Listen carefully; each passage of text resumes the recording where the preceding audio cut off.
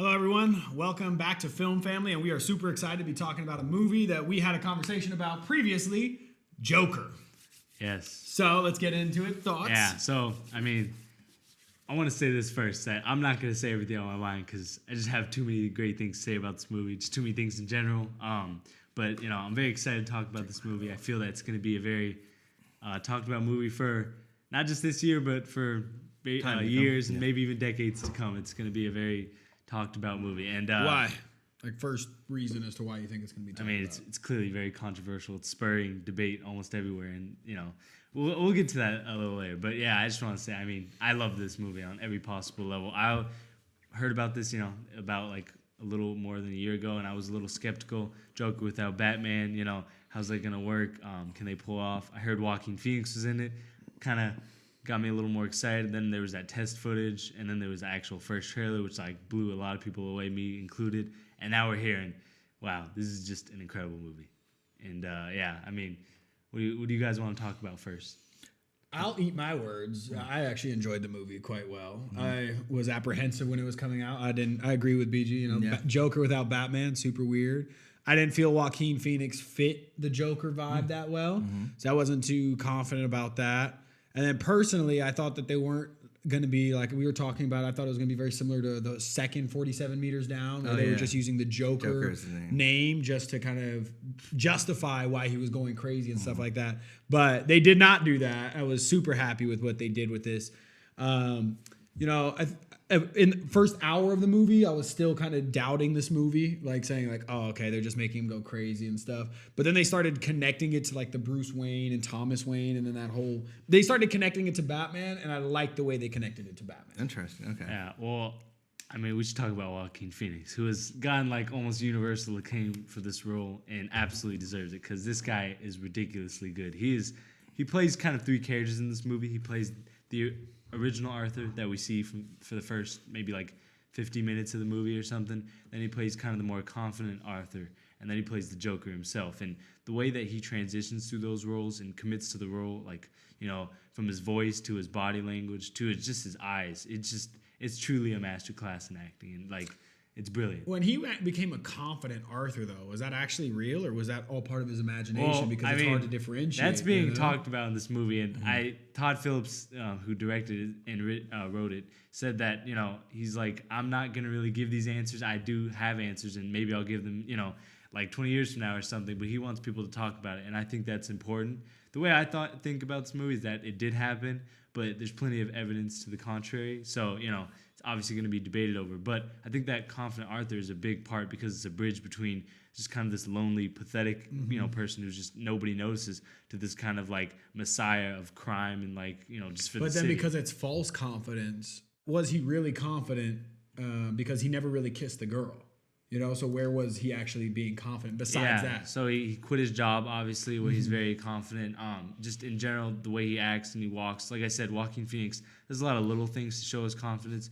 Joaquin Phoenix? I believe that the only part of the movie where I could be wrong about this, but I'm pretty sure the only part he doesn't cry is in this section. I think he definitely cries at the beginning, and he cries, at the talk show. You can see his tear. But I don't think he cries in this movie, or in the middle part of the movie. I think that's very important for his character because the arc that he goes on in this movie, it's going to anger a lot of people and it's going to probably scare some people, but I think it's truly like brilliant in how it's written and acted and just portrayed through the movie. And I think like I said, the way he portrays a man who's really struggling to even like have the basics of like human interactions and like kind of expresses emotions to somebody who's extremely confident and just starts to murder people as a Joker. It's an extremely great job. It's just showing a transition into a character from one, completely different character.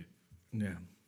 I love this movie, but I had mixed emotions because, Joker goes very dark, which is interesting because they've always tried to push the envelope. And in the comics, I know he does as well. But what I liked about this was of course, Joaquin Phoenix, his performance was incredible. I kind of knew it would be. The trailer I was worried about when we initially had seen it and stuff like that.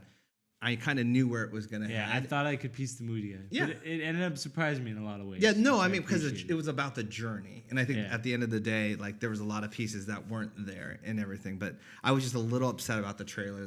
But I know they have to get people in the seats, but it was just like I wish they would have shown a little less. And I actually sat there watching the movie. Actually, I've said actually a couple times, but marveling at Todd Phillips because I was watching the camera angles and you know, when you have a great actor like Joaquin Phoenix, you can screw that up by like cutting and all that stuff. He let the camera roll on him. He was very confident in his actor, but he also manipulated angles in terms of that. Like he gave him certain angles or off-centered and all that stuff. It's subconscious, but you see. It's visual storytelling. It's a big part. It complements the actor. Yeah, I think one of my favorite shots is from the beginning where he's walking up the stairs. And obviously people have talked about a lot of the stairs symbolism, but I think one of the coolest things, the rails, they actually look like they're facing downwards, even though it's upwards. So it's very much that he's just walking down kind of into this negative state, back into this kind of almost purgatory that he just kind of goes through. And then walking up the stairs, they filmed the rails, I think, a little less. I don't know. But I think the camera's a little more centered on him and his dance moves, which are obviously a big part of showing his personality come out in this Joker persona. And that was one of the best, I think, uses of visual storytelling in this movie. Yeah. And the cinematography, even more. I agree with that. I think also because another example of that is how he used the camera angles. What I think is to show his, for lack of a better term, bipolarness or his ability to switch between emotions. When he was walking back to his apartment, he was walking and the camera angle was kind of making him seem small because he had a rough day. Yeah. But then he goes into the girl's apartment and then storms out and it's a down low, Joker's getting evil type of thing. You know what I mean? And the movie knows when it wants to show the front or the back because there's a shot where he's coming up from the elevator from the back. And that's very much in terms of character to portray a different emotional state because a lot of the things from the front will show him in a sort of distressed state. And if not that, by the end of the movie, in just kind of this Joker state. And so that's a big part of the movie too. And like I said, his acting very much complements the camera work and makes I am going to be honest. Like I was worried for the past 2 days, or I saw it last night. So since last night to today, I was thinking about how am I going to say I was just wrong about this movie. It was just so, and I had to think about saying it to BG because now I got to live with that. But it was just I was doubting this movie so much during the movie, and then the movie won me over. That's how good of a movie that it was. I love when a movie does. I was like, come on, this is going to be one of those movies where it's like, okay, you just wanted attention, but no, they did really something. Sometimes you like being wrong, and it's me too. I've been wrong 100%. About movies, and it's great. And going back to the cinematography a little bit, I think the way they couple that with the production design, which is extremely grimy, dirty, and just very ugly to look at. So dirty, but it's supposed to be. And the way they couple that to make Gotham look like just the worst possible place to live, which it kind of is always portrayed as because it's supposed to be. But to kind of the way they use these sort of tints, because a lot of the movie doesn't ever really use warm colors, and unless he's in a kind of very emotional state, and it's usually for a catharsis for him, like an emotional part. He kills his mom, there's sunlight on him, which is obviously, for him, it's a happy part. There's sunlight in his room when he's about to become the Joker, when he kills that one guy he worked with. And so that's a big, part of kind of showing his mindset, because a lot of the mindset that he has is so complex that they don't want to just give it one layer through his acting or the dialogue. They want to give it a visual sense too, and that's such an important part. And even his suit, like in the picture that was just led into this, it's not the purple and green that you expect from the Joker. It's more warm reds and oranges and brighter, supposedly friendlier colors. Yeah. And that was something kind of a small thing to address, but that was something I was a little not angry about, but just kind of annoyed because I've always loved the purple, suit and the yellow ascot. They have the yellow ascot, and but they didn't have the purple. It was kind of this burgundy red, and that sort of upset me. But honestly, I didn't really care because I thought the design was actually very well done. It felt like it fit the movie, and whenever your Joker feels like he fits the movie, looking at you, Suicide Squad, you feel like the Joker succeeded because he's a very adaptable character. Todd Phillips said he's a lot like Hamlet, where people are just never going to stop adapting it. And, that's something to appreciate. And, I love the way he looked in this movie. Yeah, me too. And I think with a lot of movies, you can kind of, sometimes they jump to conclusions and you can poke holes in that story. We're okay, well, how do you go from this to being that? Yes. But I feel like the way they told the story in the Joker, you can 100%, and it might even be dangerous to say, and I don't know, I don't want to come across the wrong way, but you can understand why the Joker is the way he is because of the story, the character story. I think we could move on to that. So, next. I think there's something people need to understand, that sympathy is not justification At all. and sympathy is not empathy, which is also not justification. You're not Arthur Fleck, and you probably haven't lived in Gotham because it doesn't exist and get beat up every day as a stage clown. But they really do want you to make. They want to make this human connection possible by you seeing the pain that he goes through and the trauma, and then they develop that further with going through his childhood a little bit. And like I said, that's not empathy. That is sympathy. And if you think that that sympathy is used to justify his actions, I just think you're looking at the movie fundamentally wrong, because that's really, in just my opinion, not the way that they're using that for, because it is trying to manipulate you. Every movie ever is trying to manipulate you because it's a movie. But to say that it's trying to convince you that what he's doing is justifiable actions or righteous, that's just, you're looking at the movie wrong. You just interpreted it different, in my opinion. Personally, no movie should be used to justify any actions because it's a movie. It's a movie. It's you art. know what I mean? Like, it's just for entertainment. Yeah, and people who are saying this movie is a propaganda for people to unleash violence. I mean, so I'm going to be honest. I thought the movie was going to be way worse because of all that stuff. Yeah, I mean, honestly, every war movie ever is propaganda, if that's the case. Way worse. Are you kidding me? Like Saving Private Ryan? Yeah. Jeez. And that's considered a great film. And so I think for people just being a little naive about this movie, not saying that this movie might not spur somebody, even though I hope it doesn't, but to look at it from that perspective, I think is a little naive at points. And I want to move on to another thing I've heard about this movie, which is that it's overly cynical. Are you serious? Like, Joker as a character is the most happy-go-lucky cynic in the history of fiction. He is one of the most cynical characters ever. It's like, what'd you expect? He just laughs about the cynicism, and that's the point of his character. And the fact that people are saying, like, oh, no, the Joker's not... Did you see The Dark Knight 2, where Heath Ledger's Joker is a cynic just because he laughs? It does not make him any less cynical. He's always been a nihilist and a hater of just kind of humanity in general. So the fact that people are criticizing the movie for that, again... He just likes to bring chaos. Yeah. And that's one thing I would say about this movie is, for me, the Joker, especially Heath Ledger's Joker, really liked that chaos, and he was all about it. Well, and at the end, you saw it, but I just kind of wish I saw Joker building up more chaos, well, in an intentional way. There's different aspects of the Joker, too. Like, there's the more comedic side, and then there's the more kind of dark clown side. And I think this Joker, like he said, he doesn't, like, when he was on the talk show, he doesn't really have a political agenda or anything. He just liked it, I forgot what he said, but he's like, I just liked, kind of doing it, and I felt that was the right thing. And he's a little amoral by the end. He doesn't even really kind of have any beliefs, which kind of is different from other Jokers, because it seems like Heath Ledger's Joker had beliefs, but kind of he's not the anarchist that Heath Ledger's Joker was. He's definitely a different man, and he's certainly a more broken man.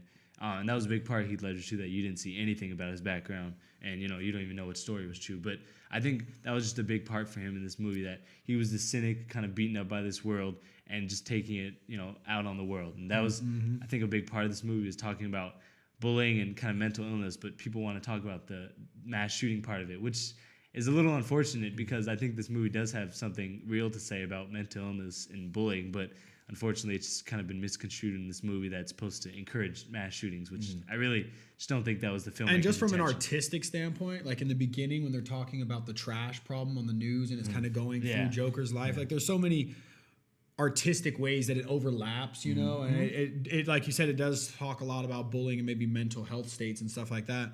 It's just it's going to get lost in the fog because everybody's talking about the violence. So the internet. One last note though about the violence was that was the realest execution I've ever seen. All of them, every time he shot somebody in a movie. Like I didn't think that they would allow something like that to be shown, and that was pretty crazy. Yeah, I mean it's an ugly movie, and it's supposed to be. It's a very, Gotham is supposed to be the most hyperbolic example of what kind of an American city can be on the worst possible level. It's extremely dirty. People are extremely unkind to each other, and there's just crime everywhere. And Thomas Wayne gives these people false promises of, kind of economic freedom and helping them. And, that's kind of a big part of this movie too. The movie has, I guess some people think that it's encouraging kind of this war between classes.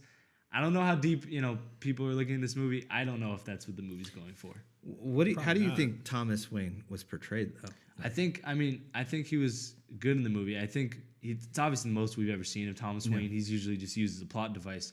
But he was, kind of this guy who we think was making some fake promises. He might have not been, maybe he was real, but kind of because a lot of the thing about Thomas Wayne is he's supposed to be very philanthropic and, trying to help people. But I don't know. I think a lot of people saw him as disingenuous. And that kind of brings me to my really only one criticism I have of the movie is that after the shooting and the clowns start popping up, that was the one thing that I sort of felt was a little rushed. I just didn't really think they explained well enough how kind of just a shooting of 3 businessmen could spiral an entire city into this kind of almost like hell kind of or purgatory. But that might be the argument for the war of classes. You Because think there so? are people that are having, like one thing you know, the triggers. rich are doing well, the poor are not doing well, and then you killed a poor guy who was a clown, killed 3 rich people, and so they kind of see that as like, oh, we're getting even. Yeah. Well, I think something I was hearing that some people would probably be uncomfortable with feeling, you know, that they were on his side a little bit because he does do like, you know, kind of humanly wrong things in this movie. But again, like, I don't think you were supposed to agree with him. I just think you're supposed to. Well, he is a protagonist, which makes it super difficult because I actually disagree with it. I don't think this movie has a pro or antagonist because if he was the protagonist, he would need to have an antagonist, and there is no antagonist. Society. I think that's an argument that could be made, but I personally think it's very morally ambiguous. Well, I have movie. a very good. So in the movie, he finds out he's supposed to be Bruce Wayne's brother, Thomas Wayne's son, and then turns out it's crazy. Yeah. Well, but that's what I'm saying is like because Thomas Wayne does have the power to forge adoption documents. You know, there's what also I mean? like a note on the back of one of the things where it said like "I love you, TW." You know, it is and definitely playing with the viewer's head, and that goes back to the thing of like we don't even know what's in Arthur's head and what's not. Yeah. Because honestly, that scene where he was in the apartment kind of like tripped me up. I was like, because I didn't see that coming. Yeah. Yeah, and she like was obviously terrified. This guy she's seen like once, and you know he's like had like. He's like been with her. He's had dates with her, and that was just extremely disturbing. And like I said, like you're not supposed to look up to the Joker in this movie, and if anybody is, that you're watching the movie wrong because he's not supposed to be somebody to look up to, sympathize with, yes, but he is no protagonist who is solving a city's crisis. He's only creating one and just kind of getting rid of another. So So in that same, but in the same question, this is a different movie, but V for Vendetta.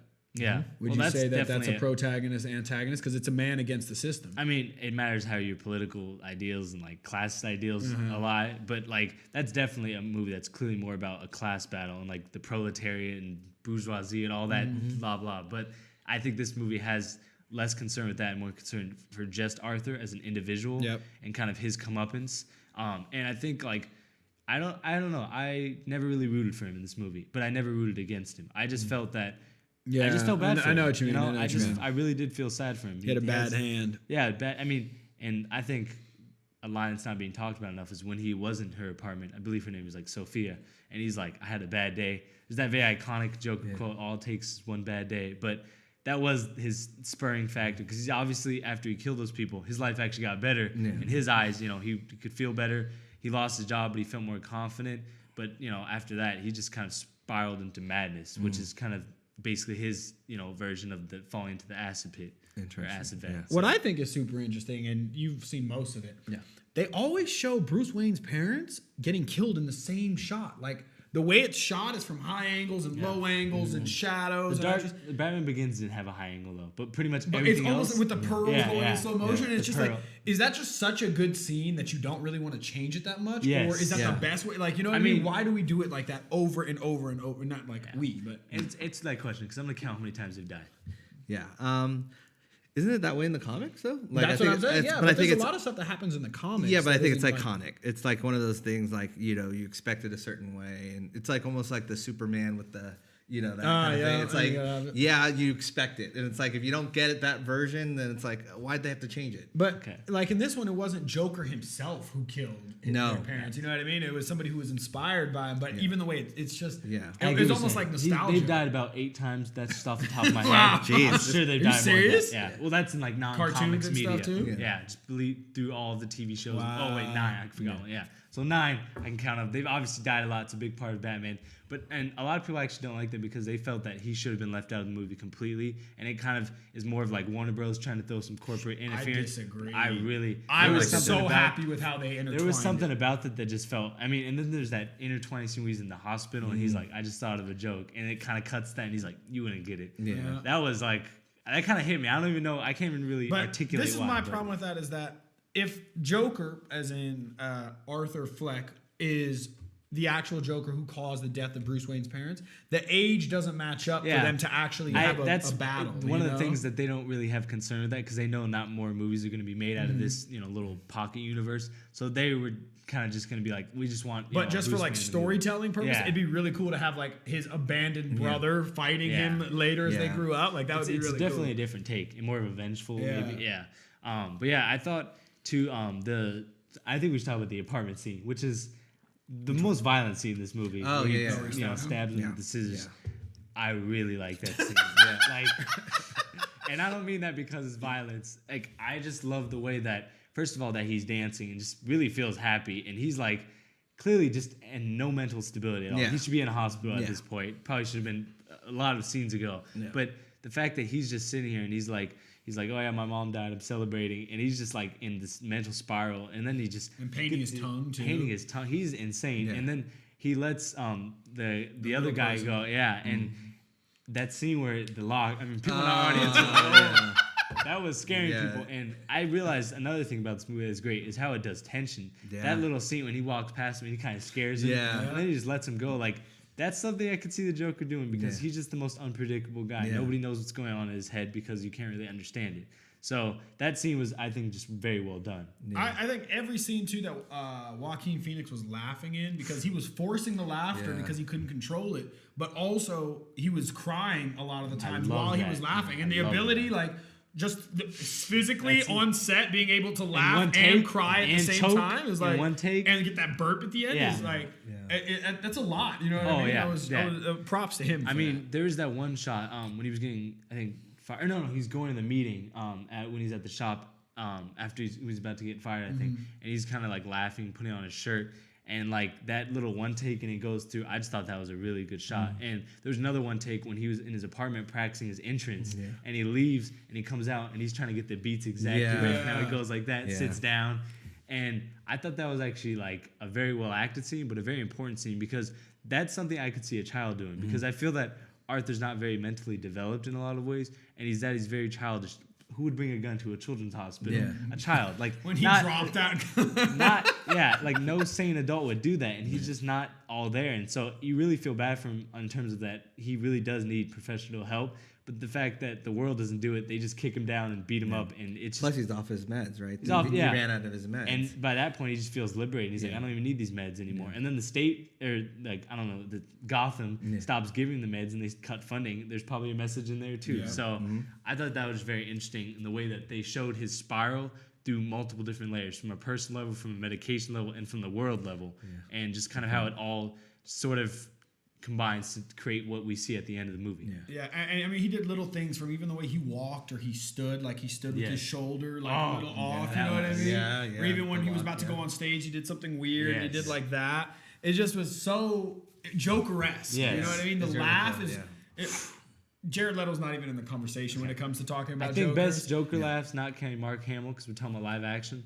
I'd give it to Joaquin Phoenix. Very good. It's haunting. Like you could see it almost as if Batman was trying to find him in the dark, and just in the background you would hear it. You know? Yeah, no, it was brilliant. And I think the scene after he kills and he gets in the Joker outfit and he gets in that elevator.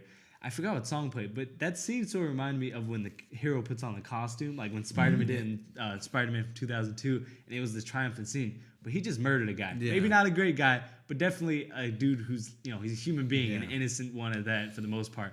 And that was a scene where I was like, this movie's really played with my mind and emotions because I didn't really know how to feel in that scene. Did I feel like, oh, it's great I get to see the Joker? Or did I feel like this world's in danger because this guy's been unleashed upon it? And that was some of the brilliance of this movie is that, fear that you have and that doubt you have in yourself. And I thought I wasn't going to like the classic clown look, because Joker's a little bit of a more modern clown. Classic clown fit perfect. I didn't think I would like the blue on the eyes. I loved it. And when it was crying a little bit, it was brilliant. So good. Yeah. Brilliant. And the fact that his, like I said, the wardrobe evolved and he made that smile at the end. I want to talk about that like a little later. Okay. But I think his dance moves, like a lot of people were laughing, and that was one scene where he's in the apartment by himself with a gun, and another scene that a kid would do, like shoot a gun, and he's like, people were laughing, but I felt a little uneasy in those scenes, but I thought like that was the point. But by the time he's on the stairs, I felt just kind of like almost happy for him, and that made me doubt myself a little bit. And I was like, this guy again, he's murdered like 4 people at this point, and I just think, again, it's the brilliance of this movie. And he's got some good dance moves. Very charismatic. And he's very confident. Yeah. Do you guys want to talk about Bobby De Niro? Yes. And Robert De Niro has been famous this decade for phoning it in. You know, and gotten a lot of hate for it. He's one of the greatest American actors of all time. His work from before this era was incredible. But I really liked him in this movie. I really liked him. I was I shouldn't say surprised because he is an incredible actor, but as you said, like, you know, there's been certain It was a very movies, different role, I think. Yeah. but he incorporated it, and not dating my age, but I've seen those kind of shows. Yeah. You know, I grew up in that era of like those shows, and he encompassed all of them. Yeah. The way he moves, the way he like talks. Yeah, everything like and even like the set design and all that. Everything was so well done. The colors and everything. It was like interesting because Gotham was so dark and gritty, but this was so colorful. It was like make believe. So was that the play there, and he snuck in. Yeah. It was this high side. The bathrooms looked nicer than people's like apartments. Yeah. Mm-hmm. That was a very interesting scene. You know, just like seeing this disparity between the classes. But Robert De Niro, I loved him in this movie. He was kind of cocky, but he wasn't like you can tell why people like him. Yeah, but he's also very mean spirited to make fun of air. him. He's like it's a different personality. Yeah, it's like little digs. And this is this is not from my opinion. I heard this somewhere that that the Joker actually wasn't planning to kill him until he heard him saying mean stuff about him when he got there. It's tough. And I don't really disagree. Yeah, because he was planning on killing himself. For a while. It's on air. And then I think he said he started he messing was like, with him and said we don't want to hear another guy, joke or anything like that. Or he's like, oh, be prepared for his act. Like we know we want to hear that or something like that. And then he was like, all right, I'm gonna kill this guy. And I was like, oh man, like you could see, you could see it. Because he's like smoking the cigarette, and the light basks on him, and it's like, and talking about that apartment scene with attention, that scene on the talk show was even more intense. Because when he pulled out the book, I was like, ooh. And that was my favorite scene in the movie, I think, is the talk show. The scene where he says... But even the book is a great prop to show his insanity because it's his joke book, but it has all those bad drawings and stuff and all kinds of crazy I think there's some dark stuff in that book. There is. In terms of photos. And you even see that when he's doing the comedy club. He opens it and it's like, what was that? And then he just kind of closes it. Yeah. And I like the joke that my life makes more... Or I hope my death makes more sense than my life. And there's some negative jokes. Because it works on so many different levels. Because it could be like a financial thing. Actual he's doing sense. It on set, you know? But that scene, I mean... The one, I didn't think it was like a bad line, but when he said like, what do you get when society treats a guy like trash or something, I thought that was kind of a weird line. It's the way he said it. Not the way he said it, but the way it was written. But the answer. Was crazy. I mean, that was a dark scene. In The Dark Knight Returns, the Joker does go on a talk show and like kill everybody, but that was definitely a different version of it because once he admitted to the killing the 3 people, and then he's like, there's no punchline, and then he talks about why comedy's subjective. I mean, that might have been the most Joker thing I've seen in since like Heath Ledger's done it, and I really loved seeing him just kind of chew up that scene and just in all ways talking about his philosophy, his kind of nihilism, and then just Joaquin's performance, which ultimately the audience was uneasy. Yeah. You know, really, like it was almost like we were the audience for the talk show. We were just like, well, what's gonna happen? You know, and it's like you're just watching this. Robert De Niro kind of spoiled it too. Yeah, he was like on this show and he was like, "Oh yeah, like, I don't like what happens to me." I was like, "Well, he died, I guess." So I didn't hear that. Why'd you So do that, thank Robert goodness. De Niro? Thank goodness I didn't hear that. Yeah, but I mean, I still kind of knew he was gonna die. I kind of expected that, but it's the way he just pulled out the gun. I was like startled by that. You know, that was. But again, just like even the guys that he killed on the subway. Yeah. They don't show executions like that in movies. Where it's a full shot of the body going back. Like, even in, like, Inglourious Bastards, that was pretty crazy because that's up close and that's something completely different. But most times it'll be, like, the back of the head and then blood splatter, not the full face and everything. Like, the that movie, was crazy. It didn't let up. No. And that was a big scene, obviously, for his character. But, like, I think just the fact that a lot of this movie could have been avoided if one guy just didn't give him a gun. Yeah. That was very interesting because that's a good point. Arthur's just not a stable guy. And, like, that guy really should have known better. He's not a very good adult either. It seems like that clown office doesn't get good adults. But, like, I just think, like, on the talk show, that's when you really saw him at his most Joker because even him sitting there, just, like, after he shot him, there's security's probably coming. He's going to get arrested. And he just goes up to the camera. And that pan-out shot of the TVs, that might have been my favorite. I know I said the stairs, but I think my favorite shot in the movie was that. Well, can we talk about Todd Phillips then? Because I mean, he's the guy that was behind all this in terms of it. And excellent. Knowing him as, Mr. Hangover, it's like I didn't doubt him because I know directors do that all the time. They can go from one genre to the other. You should never trap a director. The best director should be able to be able to do that. And so, I mean, Richard Donner did Superman and then Omen. I don't know which one was first, but it's like how opposite can you get? And so I never doubted him, but I was just like, okay, that's an interesting choice. But then it's like he did such an incredible job, like, because you have to mastermind all of this, like in terms of the set dressing, be confident enough in the performance to not cut or not, just let the guy do what he's doing. I'm sure there's so many scenes too that he thought he might have put in, or scenes that he had to take out, that he really just had to like think about, like, how am I going to fully put this movie from the start to the end and feel that it's fulfilled what I'm wanting. And that's very difficult. And I love to see maturity in a filmmaker as they move on. I actually like some of his comedies. I'm a big fan of Due Date. No, I'm not saying I like his comedies. I'm just saying it's weird from comedy to joke. I mean, even because this is not really a comedy. No. Yeah. Not at all. It's like I feel bad for people that go in being, I'll see Joker. It's a comedy, right? I hope they don't. But yeah, I mean, a great job to him. He's really matured, and I think a lot of the interviews you said about this movie was that he disguised this as a big movie about the Joker so that studios would fund it, but he really wanted to make a character piece, and I love that. Yeah. And I think this movie is going to be, because obviously I know people have heard this 1,000 times, the Taxi Driver comparison. It's a good comparison. Yeah. James said he felt like he was getting flashbacks to Taxi Driver. I mean, it was purposely. But I was gonna say, it's not just Taxi Driver. I think it's I can't even really think of the word for it. I'm gonna call it the anti-establishment movie, because I think every decade has one. I think Fight Club is the 90s.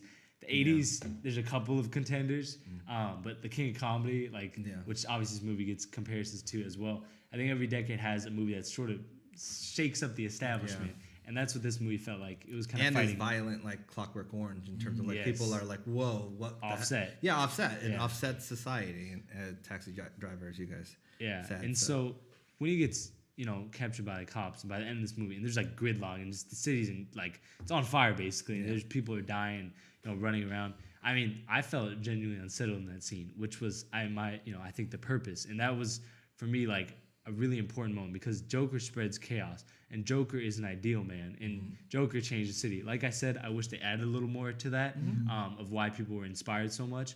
But in terms of that scene where he makes the smile, I got the chills in that scene. I mean, I was like, that's the Joker right there. I know. And it just felt like, wow. Like, and he's not getting away this time. And there's no Batman here either to stop him. But you really feel like, not good for you, man, because people are dying, but you feel like at least people know you. He's in his element. He's in his element. And I think that's where it is, because Joker belongs in the streets where they're on fire and cars are blown up and people are breaking windows and stuff, because he's just chaos. Well, I mean, when he says to his mom, or she's like asleep in the hospital right before he kills her, he's like, I don't think I've been happy a single day in my life. That really made me sad. Yeah. Because, like I said, Joker, for anybody who calls this movie cynical, I mean, Joker's the world's biggest cynic.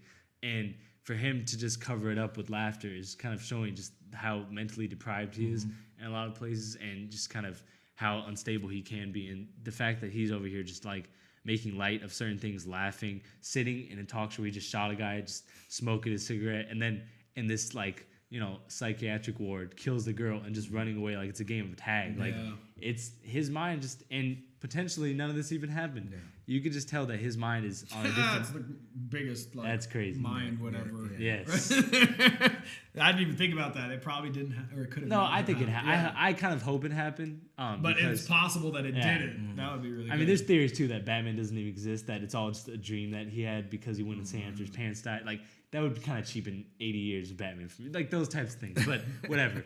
But yeah, I mean, just the ending of this movie, because I think when you have a movie that's going to be called a masterpiece or immaculate or all these high class adjectives, and people are, you have to stick the landing, because if you don't, then it can potentially derail your entire project. And the last 10 minutes of this movie, I didn't even know what to say. I was speechless. I just sat there and basked in it, and it was true brilliance, I think. Yeah.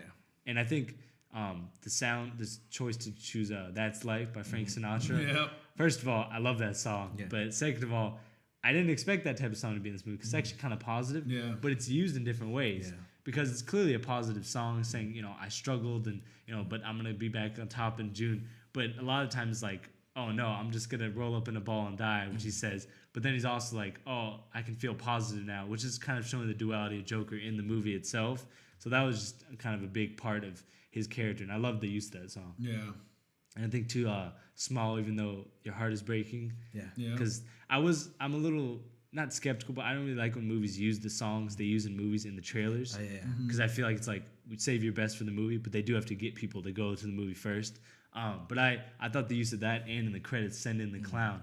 They both, I don't even know if it's the name of the song, but those both just felt so topical and just important to the movie. Yeah. And what do you guys think of like the actual score in this movie?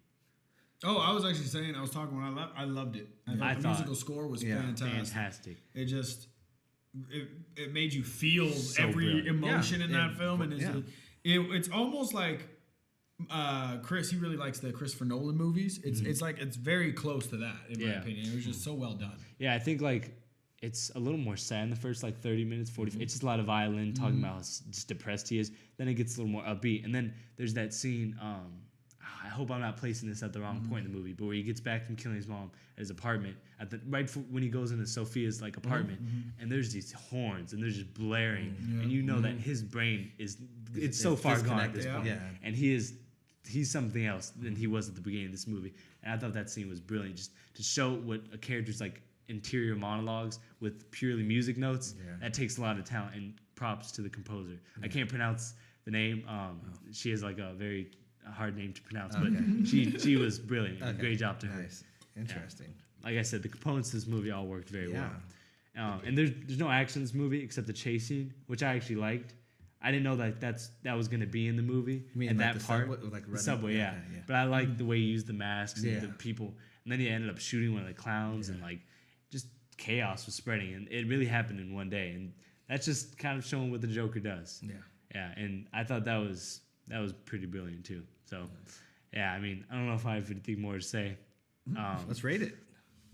Yeah, 10 out of 10. No doubt for me. I mean, like I said, there's small critiques I could say, but have this year did we rate a 10?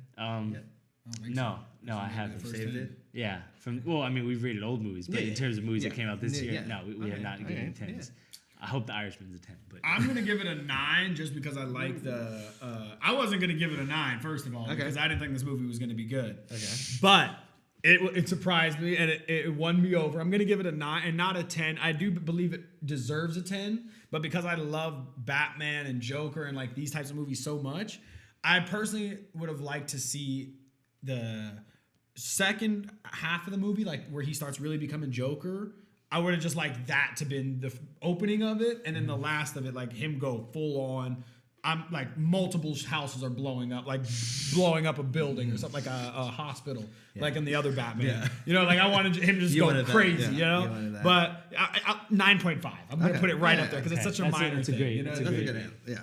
I was gonna be either 9.5 or 10. I am going to give this a 10 because I know on second viewing, I'm going to even think it's more of a masterpiece.